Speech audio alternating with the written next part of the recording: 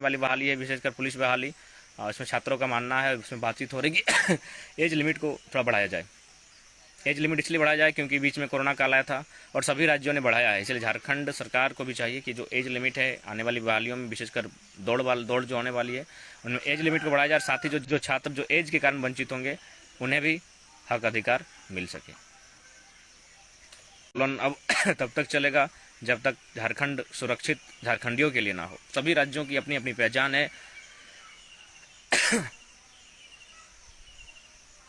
ये दुखद उग्रसेन दादा लिख रहे हैं कि हमारी राज्य की परीक्षा कोलकाता में हो रही है। तो दुर्भाग्य की बात है। सुने थे कि हमारा डीवीसी झारखंड में और मुख्यालय कोलकाता में है, कोयले की खादान झारखंड में, मुख्यालय कोलकाता में है। अब अगर यहाँ के झारखंड लेवल की अगर इम्तहान कोलकाता में होंगे तो ये दुखद का विषय है।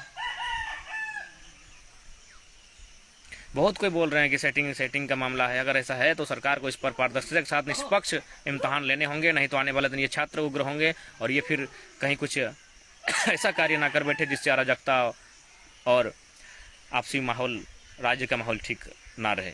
इसलिए आज जरूरी है आंदोलन ही हमारे अधिकार को जीवंत रखेगा। और साथ ही एज लिमिट पर भी थोड़ा ध्यान देना चाहिए, क्योंकि एज लिमिट ही कुछ छात्रों की जो मायूसी है उस मायूसी को दूर कर सकती है। आम बहालियाँ देख सकते हैं आप, उनमें किस प्रकार झारखंडियों को वंचित करने के लिए षड्यंत्र किए जा रहे हैं। अन्य राज्यों की बहाली को आप पढ़िए, वहाँ स्पष्ट लिखा होता है कि उस राज्य का निवासी होना चाहिए, लेकिन दुर्भाग्य और दुखद बात, झारखंड की बहालियों में भारत के नागरिकों का अधिकार मिलता है। उसी क्रम हम बहुत डर डर के जीने लगे हैं। याद रखिए, जो जितना डरता है उसे उतना डराया जाता है और उतना दबाया जाता है। अरे मरने का कम नहीं मरते हैं। पेपर पर खरीदते हैं ना, पन्ना पलटिएगा, रोज आपको लगेगा कहीं कट के मर जाते हैं, कहीं ट्रेन से सट के मर जाते हैं, कहीं पानी में डूब के मर जाते हैं, कहीं रोड एक्सीडेंट में मर जाते हैं, तो कहीं भूखमरी से मर जाते हैं। रोज तो मरिए रहे हैं। कौन ऐसा दिन है कि हम नहीं मरते हैं? कोई ऐसा दिन है कि झारखंडी नहीं मरता है? रोज मर रहे हैं। इसलिए कहते हैं एक बार मौत के डर को त्यागिए और फाइनल बार मरने के लिए तैयार रहिए, ताकि आने वाला भविष्य को लड़ने की जरूरत न पड़े। बगल में आपका चांडिल डैम है, सुने हैं ना आप लोग? तुमरा जाए चाहिए चांडिल डैम, गए घूमने के लिए ना?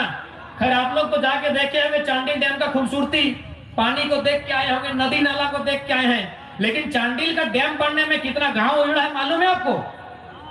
84 मोजा 116 को गांव, 116 गांव घूमे हैं आप लोग? काकीरा मौसीरा तुमरा 116 गांव, एगो मौसी घर, एगो मामा घर, एगो ससुर घर, एगो पिसिर घर, एगो बाप घर, इससे ज्यादा नहीं। 116 गांव को उजाड़ा गया है, एगो दो गो नहीं, 116 गांव वो डैम बनने में डूब चुका है। चलिए, हम नहीं कहते हैं कि जमीनें ना ली जाए, हम नहीं कहते हैं कि डैम नहीं बनना चाहिए, बनना चाहिए, लेकिन पहला अधिकार किसको? उन 116 गांव को जो लोग सदियों के लिए जल समाधि ले लिए। 3 चीज दुनिया में, जर्मनी से लेके अमेरिका से लेके इटली से ऑस्ट्रेलिया तक गवर्नमेंट ने चाहे कंपनियों ने लोगों का जमीन लिया है, लेकिन 3 चीज दिया है। पहला पुनर्वास, अगर उसका आवास है तो आवास के बदले आवास दिया है। दूसरा, जमीन का उचित मुआवजा दिया है। और तीसरा, अगर उस जमीन में कुछ भी काम हुआ है तो पहला नियोजन उनको मिला है जिनका जमीन गया है। लेकिन यहाँ क्या मिला है पता है? झारखंड के लोगों को लाठी मिला है, डंडा मिला है, कभी कभी गोली मिला है। जमीन मेरा है और गोली हमको मिला है। उसका कोयल प्रोजेक्ट, आपका जब झारखंड अलग हुआ, पहली सरकार में गोली चलाने का काम किया था, नाम हम प्रोजेक्ट भूल रहे हैं, जमीन विवाद था। जमीन हमारी, विस्थापन हमारा और गोली हमको। इसलिए मरने का रोज मरते हैं, और नहीं लड़े तो आने वाला दिन ऐसे भी मरेंगे। आने वाला दिन हमारा सुरक्षित नहीं है। आप अगर थोड़ा सा लॉजिक लगाकर देखें तो यही आपका जमशेदपुर की बात करते हैं। अरे जमीन तो छोड़िए, इन लोगों का विधानसभा को खा चुका है। पूर्वी पश्चिमी दोनों में लोकल जितना मुश्किल है, विधायक बनाना मुश्किल है। यहाँ का है क्या? पूर्वी और पश्चिमी जमशेदपुर से जो लोग विधायक बन के जा रहे हैं, आपके लोग हैं क्या? नहीं ना है। तो आप तो नौकरी की बात कर रहे हैं, आप तो चपरासी और हवलदार बनने की बात कर रहे हैं। इन लोग विधानसभा निकलने का तैयारी में है, इन लोग विधानसभा निकलने का तैयारी में है। और आप कहां सोए हुए हैं? आने वाला दिन फिर परिसीमन होगा, और परिसीमन किस प्रकार किया जाएगा पता है? आधा शहर की आबादी और आधा गांव की आबादी को जोड़ा जाएगा, क्योंकि ये लोग जानता है कि जो लोग बाहर से आए हैं ना, उन लोग एकजुट है कि झारखंडी को छोड़ के सबको वोट देंगे, और झारखंडी को पते नहीं किसको देना है। आने वाला 2024 या 2026 में परिसीमन पक्का होगा।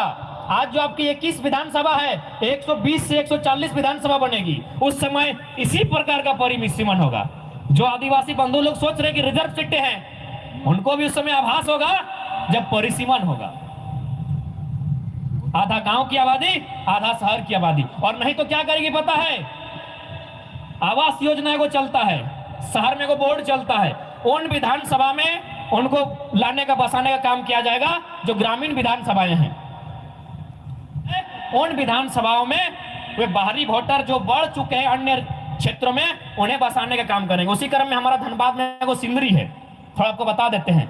सिंदरी का अभी फिलहाल तो 30-40 साल का, हमको जहां तक हम जानते हैं, लोकल जीता, चाहे वो किसी समुदाय का रहे, किसी धर्म का रहे, जीता है झारखंडी। लेकिन अब वहां क्या हो रहा है पता है? 18,000 क्वार्टर बनाया जा रहा है। 18,000 क्वार्टर, अगर एक क्वार्टर में 5 आदमी रहता है तो 18 5 90,000, एगो विधानसभा खत्म कर दिया। लेकिन झारखंड के लोगों को समझ में नहीं आ रहा है कि इनके साथ हो क्या रहा है। इन्हें बस अपना रोजमर्रा की जिंदगी से फुर्सत ही नहीं है। इसीलिए आज ये लड़ाई बहुत आवश्यक है। आज कोयलांचल से कोल्हान हमारा आने का मकसद ही यही है कि इस लड़ाई में आपको भागीदारी सुनिश्चित करनी होगी। और कोल्हान तो वीरों की धरती रही है। ढाल विद्रोह, चुहाड़ विद्रोह, भूमिज विद्रोह, कोल विद्रोह, सब विद्रोह इस माटी से दिया गया है। जब कोल विद्रोह की बात की तो कोल से एक याद आया, कुछ दिन पहले अखबार में पढ़े कि यहाँ के लोगों ने पश्चिमी सिंहभूम से कोल्हानिस्तान अपना क्षेत्र मांगा है। उसको लेकर काफी माने आरोप प्रत्यारोप लगे। लेकिन सीधा सा आपको सोचना होगा कि जंगल वनों में खेती के माध्यम से जीने वाले लोग, यदि आपके लोकतंत्र में, इतनी बड़ी कानून व्यवस्था में यदि अलग देश अलग राज्य मांग रहे हैं तो कहीं ना कहीं कुछ तो गड़बड़ है।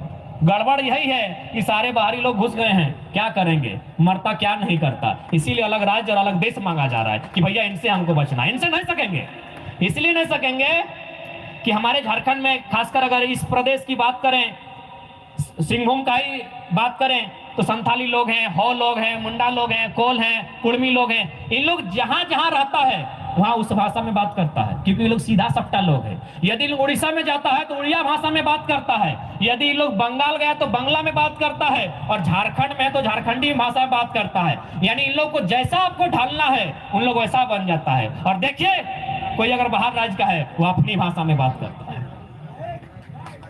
उन लोग अपनी भाषा में बात करता है, क्योंकि वे लोग डोमिनेटिंग पर्सन है। हम लोग भोले भाले लोग हैं, लोगों ने जैसा हमें ढालना चाहा हम लोग उसी के अनुसार ढल गए हैं। लेकिन आप देखिए, जितने बाहर से आए हुए लोग हैं, अपनी भाषा, अपनी पर्व, अपनी प्रकृति, अपनी जो परंपरा है उसके साथ है। तो ये चीज हमको समझना होगा कि हम लोग कहां जा रहे हैं। ये लड़ाई भाषा से हुई थी, भाषा का महत्व होता है। भारत के जितने राज्यों का पुनर्गठन किया गया है, जो पुनर्गठन राज्य आयोग था, उसकी भी रिपोर्ट थी कि राज्यों का निर्माण भाषा के आधार पर होगा। तो हम कहीं गलत नहीं है। हमारे उधर भाषा में कहावत है कि भाषा हरा ले दिशा हरे। तो समझ पा रहे हैं आप लोग कि भाषा हरा ले दिशा हरे, तो जिसका भाषा नष्ट हो जाता है उसका दिशा नष्ट हो जाता है।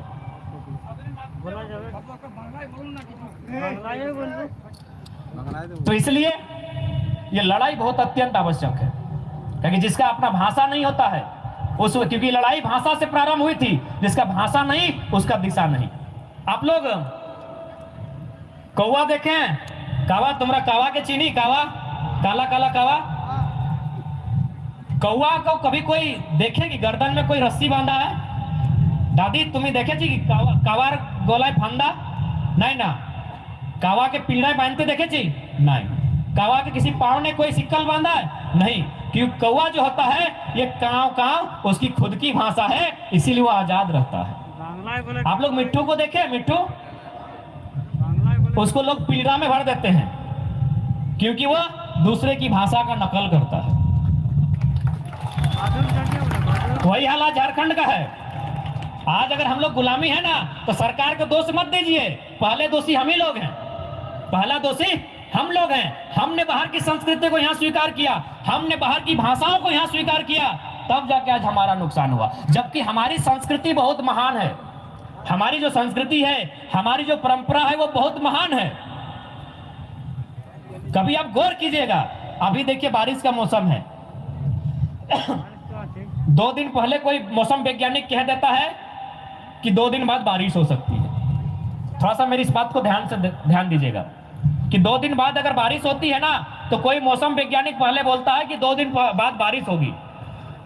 उसको रिसर्च करने के लिए गवर्नमेंट अरबों रुपया खर्चा करती है और साथ ही उसको भी लाखों का पेमेंट देती है। महज 2 दिन पहले वो बताता है। लेकिन हमारे जो पूर्वज थे ना, वो 1000 साल पहले ही बोल दिए थे कि आमे बान तेतरी डान, आमे बान तेतरी टान। आप लोग इधर नहीं सुनते हैं क्या? मकरे बान टीकरे धान। आज से 1000 साल पहले उन लोगों ने पेमेंट लिया है, न स्कूल गया है, न कॉलेज गया है। तो समझिए हमारी संस्कृति कितनी महान है। आज भी सही हो रहा है ना, आमे बान तेतरी टान। इसका मतलब है जन बच्चर आम बेसी धर तो पानी बेसी गिरतो, जन बच्चर तेतर बेसी धर तो पानी कम गिरतो। तो ये लोग 1000 साल पहले बोल के गए हैं और यह मौसम वैज्ञानिक तो 2 दिन पहले बोलता है कि बारिश हो सकती है। तो आपको समझना होगा हमारी संस्कृति क्या है, हमारी परंपरा क्या है, हम लोग किस कल्चर के लोग हैं। इसलिए आज ये लड़ाई केवल सरकार के खिलाफ ही नहीं है, बल्कि हमारी लड़ाई हमसे भी है। अब यहाँ जमशेदपुर में और पूर्वी सिंहभूम में अगर गाना बजेगा कि आरा जिला उखाड़ दलो किला, तो गलती हमारा भी है। आरा जिला का यहाँ क्या काम है? आरा जिला में बजाए, हमको कोई शिकायत थोड़ी है, हमको किसी भाषा से कोई शिकायत नहीं है। सबकी अपनी अपनी भाषा है, सबकी भाषा सुंदर है, लेकिन मेरा क्षेत्र में मेरी भाषाओं की बात होनी चाहिए, हम उसके पक्षधर हैं। तो इसलिए आने वाला युवा पीढ़ी को भी तय करना होगा कि आप लोग कहां जा रहे हैं।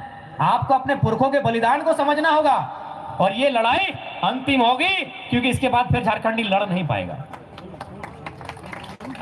कहां से लड़ेगा? आने वाली पीढ़ी को बलिदान के बारे में कुछ मालूम नहीं है, आने वाली पीढ़ी को शहादत, आने वाली पीढ़ी को इतिहास भूगोल मालूम ही नहीं है। उनको पबजी, फ्री फायर, इंस्टा से फुर्सत कहां है। इसलिए अंतिम लड़ाई है, इसके बाद हमारे पास कुछ नहीं बचेगा। आज आप थोड़ा सा गांव में है, इसलिए लग रहा है कि हम लोग ठीक ठाक हैं, लेकिन क्या गारंटी है? झारखंड है, इसी मिट्टी में अगर सोना निकल जाए तो मजाक लग रहा है। लावा गांव है आपका चांडिल के बगल में, डैम के ठीक बगल में लावा गांव है, वहां पहाड़ में सोना मिला है और सोना कोड़ने वाला सब बाहर का लोग, सब बाहर का लोग। तो इसीलिए ये मत सोचे कि हम गांव में हैं, बस इतना जानिए आप झारखंड में हैं। क्या पता कोयला मिले कि तांबा मिले कि अभ्रक मिले कि यूरेनियम मिले यहाँ। इसीलिए ये लोग हमारी जमीनों को छीनने की, हमारी नौकरियों को छीनने की साजिश कर रहे हैं, ताकि ये सब जानते हैं, ये जान रहे हैं कि जब तक भाई 10 साल 20 साल के बाद भी कुछ ना कुछ यहाँ निकलते रहेगा। ये झारखंड है और हम लोग झारखंड के लोग समझ नहीं रहे हैं। इसलिए पहला काम आपको करना होगा, एकजुटता के साथ आंदोलन को लड़ना होगा। और चूंकि आपके इधर तो एक अच्छा लगा कि आपके इधर दहेज प्रथा नहीं चलता है, सही है ना? तो यानी आपको जमीन बेचने का तो नौबत भी नहीं आना चाहिए। हमारे उधर के लोग अगर जमीन बेचते हैं ना, तो उसका एक कारण है कि बड़ी दहेज चलता है, जो तो टाका तो सुंदर बर पावा जाए। तो आप लोग के इधर तो ये नियम है नहीं, तो कम से कम आपका जमीन तो बचना चाहिए। अगर कंपनी आती है तो एकजुटता के साथ गांव वाले मिलकर वार्ता करें, उचित मुआवजा, पुनर्वास और नियोजन की मांग करें, तभी जमीनें दी जाएगी। और नहीं तो अगर युद्ध लड़ा जाए तो युद्ध के लिए तैयार रहें, क्योंकि इसके बाद आपको कहीं कुछ